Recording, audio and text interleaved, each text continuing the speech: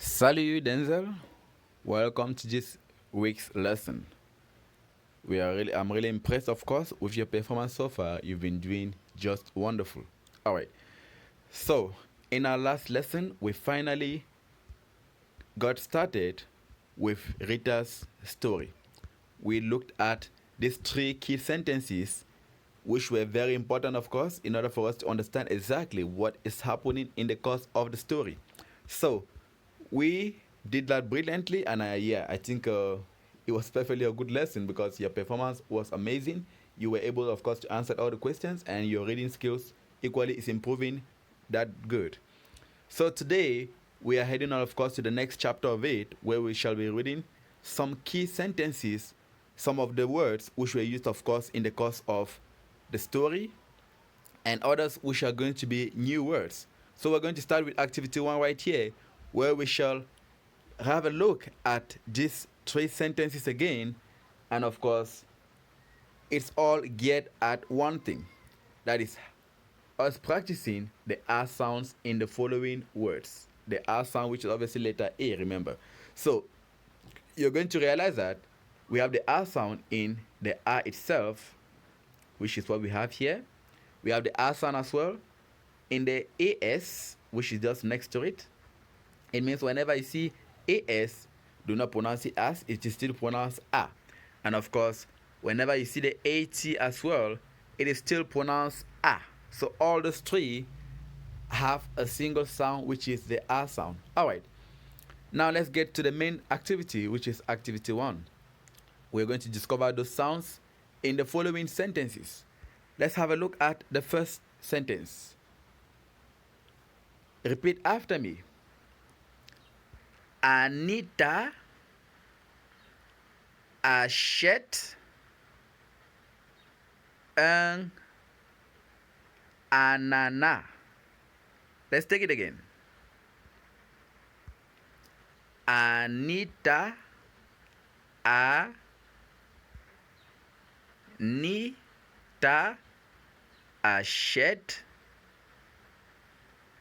un ananas au marché. Good. Can you try it again? Anita achète un ananas au marché. Good. So, when we say Anita, you can clearly see the R sound at the end right here. And again, on this word achète, you can see the R sound just at the start of the word. And also in anana, it's obvious you can see the R sound almost everywhere. So we see the R sound at the beginning, A. We see the R sound on na. We see the R sound on nas again at the end, which is as. So that is what we wanted you to pay attention to. Anita achète un ananas simply means Anita is buying an apple, and au marché means in the market. So this word achète is a verb to buy in French. Achète is a verb to buy in French. Whenever you see that word, remember it's a verb to buy. And in this case, of course, it is conjugated because the sentences are all in the present tense. And the word au marché obviously means in the market. In the market. Of course, you already know ananas, which means a pineapple. So, the sentence again, Anita achète un ananas au marché, in English means Anita is buying a pineapple in the market. I hope that is understood, right? Well done. Let's move on to the next sentence. Repeat after me. La nana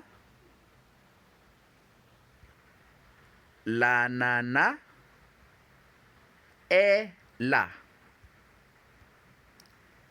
La nana est là. Again. La nana est là. Good. So obviously you already know la nana still stands for the pineapple. And what about e? E we saw is the verb to be. And in this case, it's going to be is. And the word la, the simple la which you see at the end right here, means here. Here. So in general, this sentence, la nanas et la, means the pineapple is here. The pineapple is here. La nana est là. Alright. And the last sentence there, Anita dit hurrah. Anita dit hurrah.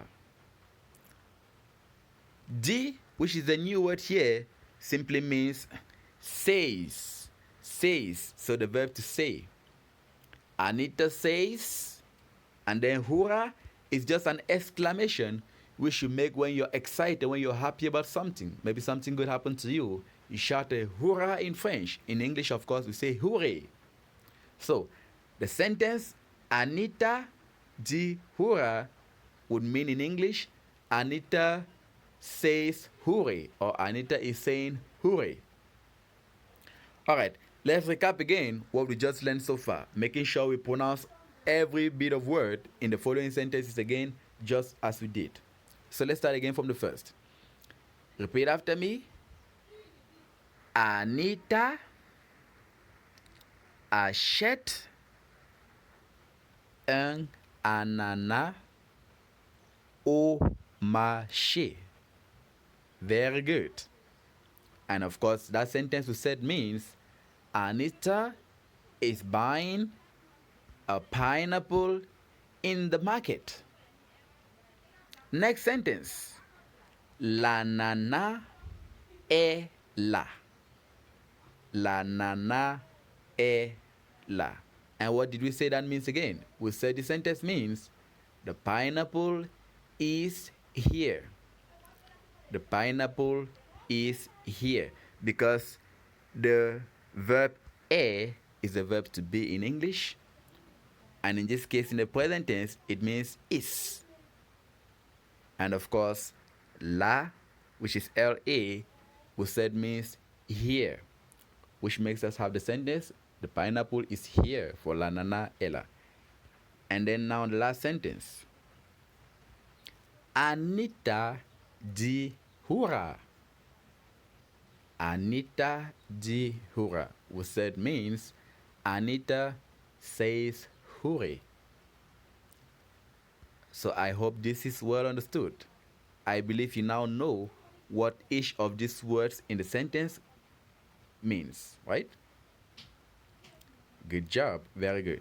So remember not to forget reviewing all the time so that you should not forget how they're pronounced. Okay, so by the way, let's now head on to the second activity, which obviously again is going to help us identify the R sounds in the following three words, which you can see right here. Some of these words, you saw them in the sentences we just read above. Some of them are still going to be new ones. And like we said again, we're going to be reading what? We're going to be reading the R sounds in the following. In A, that's the A with the accent on top, the A, the AS, and again A in AT. So this means whenever you see a word having these A's in them, don't bother about it. Pronounce it simply as the normal A which you know in French. Alright, so let's see how that is done by reading the following three words which we have in this activity too. Let's start with the first. The first word is un chat. Very good. Again. Un chat.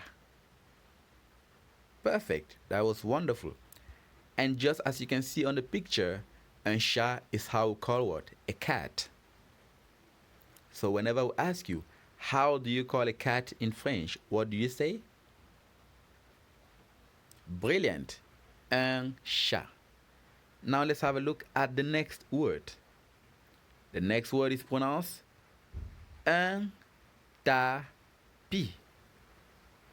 Un tapis. tapis. Good. Well done with the pronunciation.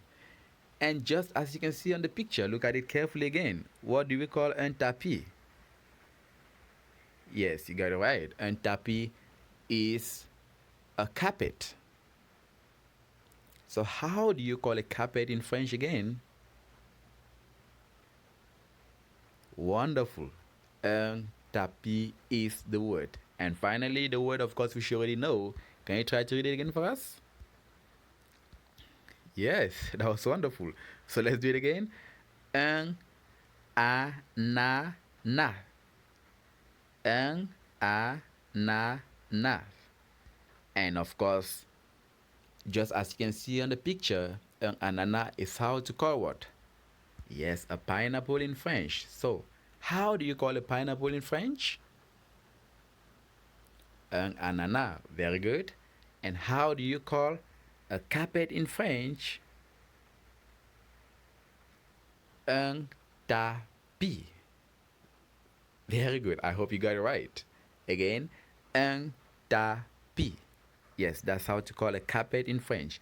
And the last word, how do you call a cat? A beautiful cat, right? Yeah. So how do you call a cat in French? Un chat. That was wonderful. So, these are the R sounds, of course, which you must have learned in these first two exercises. Now let's wrap it up with activity 3. Again, which still makes use of those R sounds. You're going to see the R sounds again in the following 3 words, which you shall read in this activity 3 right here. So the instruction says, je lis et je parle en utilisant les sons appris. Je lis et je parle en utilisant les sons appris. What does it mean? It means I read and I say or I speak using the words learned. I read and I speak using the words learned. So what does it mean? Whenever we read these words, don't just keep them. Use them in your conversations. Use them every day so that you will not forget them. So once you're at home, you can try speaking to your mom. You say papa, and once your mom asks you, what does it mean, papa? You say it means dad. When she asks you, un chat, she asks you, what you say un chat, she'll ask you, what does it mean un chat? You say it's a cat, and she'll be very happy to see that you're really improving. When you tell her un tapis, she asks you again, what do you call un tapis? And you say a carpet. She'll be like, wow, that's great.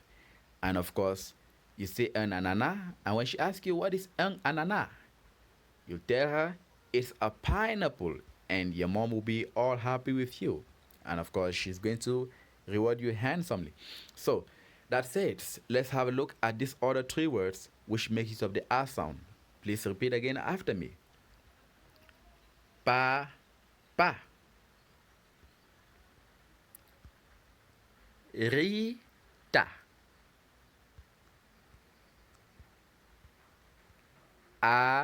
Me. Good. Now let's try to see you read them again. The first, pa. And what does papa means? Papa means dad. Your dad. D-A-D in English. Dad is papa. The next word, very good. Rita. And what does Rita means? Of course, Rita is a name. A name in French, a name in English. So Rita is simply a name. Next, me. Well done. Again, me. Perfect. And what does ami means? Ami is how we call a friend in French. So how do you call a friend in French?